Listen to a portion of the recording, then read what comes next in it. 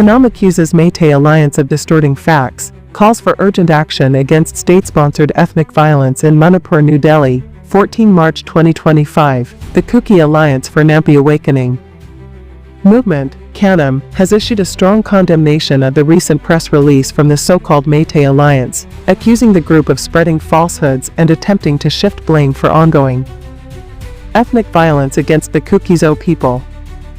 Kanam asserts that the Meitei Alliance's statements are a deliberate distortion of the truth, designed to vilify the Kuki-Zo community and obscure the larger, state-sponsored ethnic cleansing campaign that has been unfolding in the region since May 2023.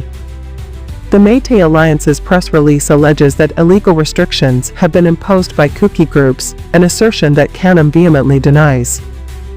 According to Kanam, the Kuki-Zo people are not the aggressors, but rather are engaged in a desperate and necessary act of self-defense against a coordinated campaign of ethnic violence orchestrated by the Meitei-dominated state government of Manipur.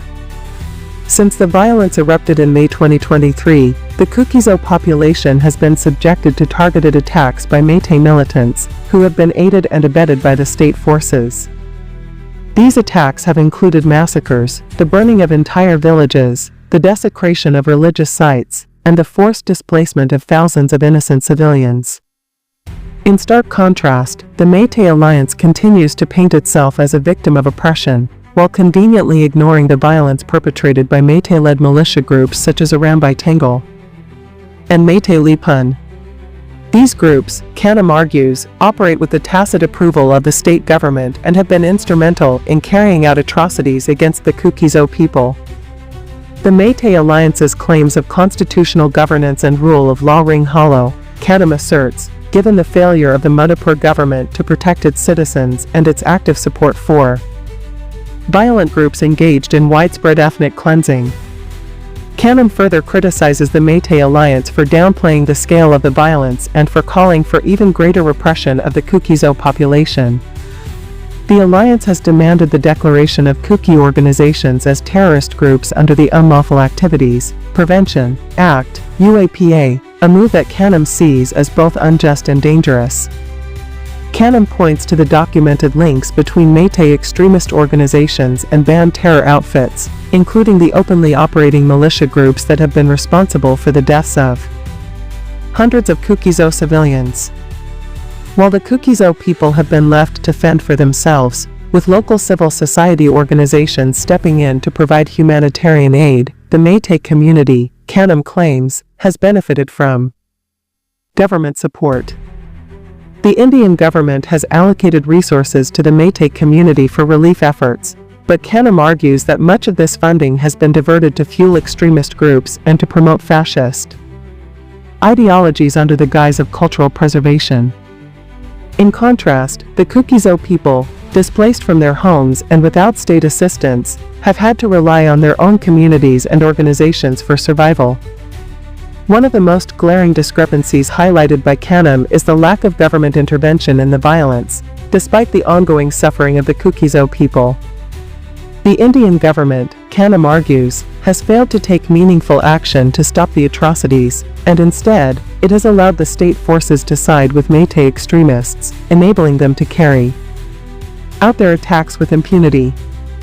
Kanam stresses that it is the government's responsibility to protect the rights and lives of all citizens, and that the continued inaction of the Indian authorities in the face of such violence is deeply troubling.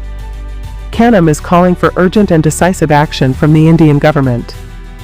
Specifically, the organization demands that the government dismantle the networks of Meitei extremist groups such as Arambai Tangle and Meitei Lipun, which are operating with the protection of the state. The Indian government must hold those responsible for the mass killings, forced displacements, and other heinous crimes accountable for their actions, Kanam insists.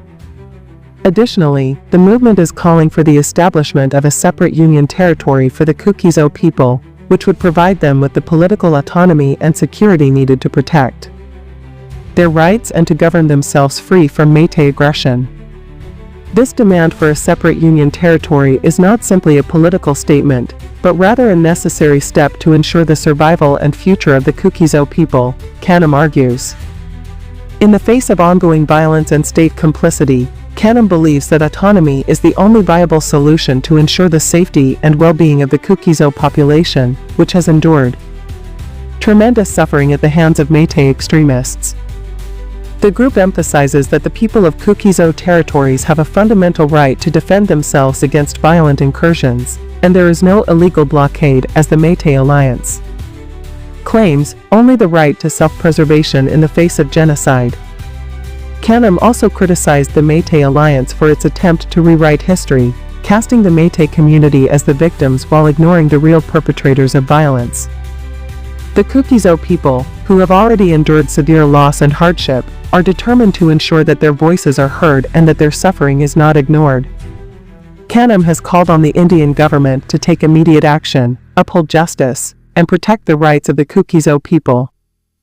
The ongoing crisis in Manipur represents a dangerous turning point for the region, and Kanam is urging the Indian government to act swiftly and decisively to bring an end to the violence, provide relief to the displaced, and ensure long-term peace and security for all communities in the region. For more information, Kanam can be reached at email *kanam.delhi2023@gmail.com, Twitter *@KanamDelhi.